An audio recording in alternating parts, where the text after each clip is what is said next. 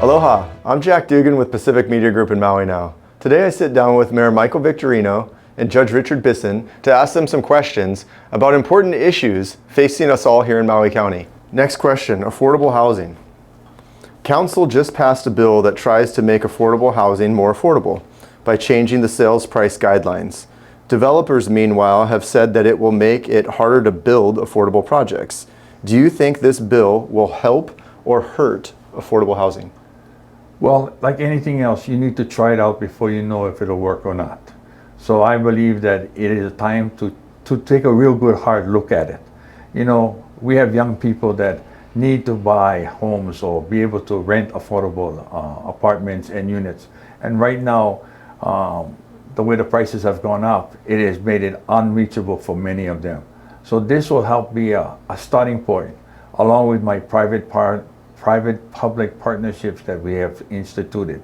You know, these private partnerships help the government put in infrastructure for the reduction in price of the home or apartments for our residents to live in. And these are being they look very promising in the future.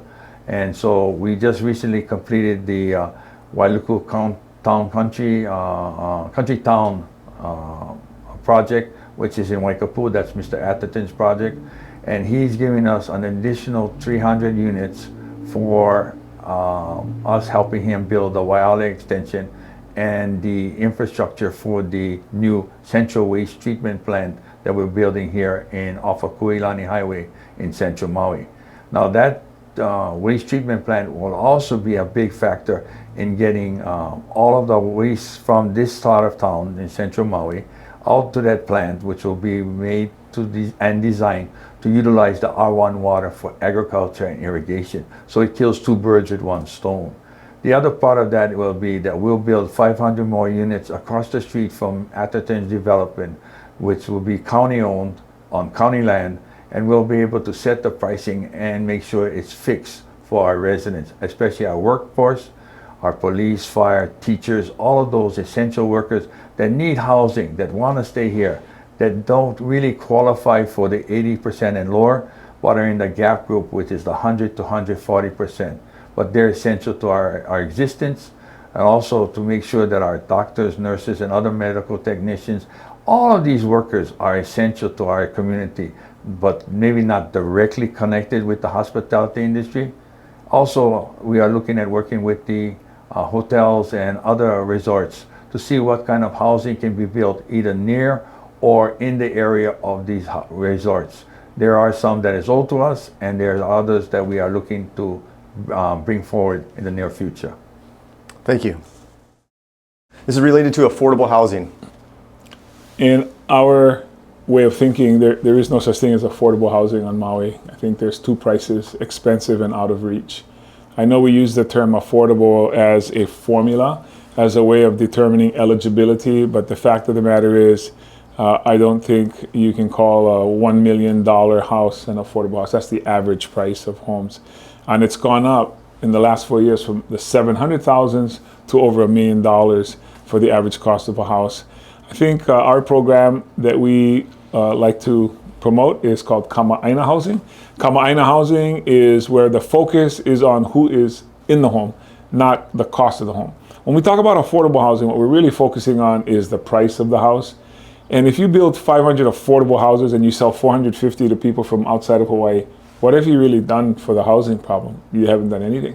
So again, I think we're counting the wrong metric, or we're looking at the wrong data. We should be focusing on who's getting the house, who's living in the house, and moving in the house. And that's what we're trying to work on.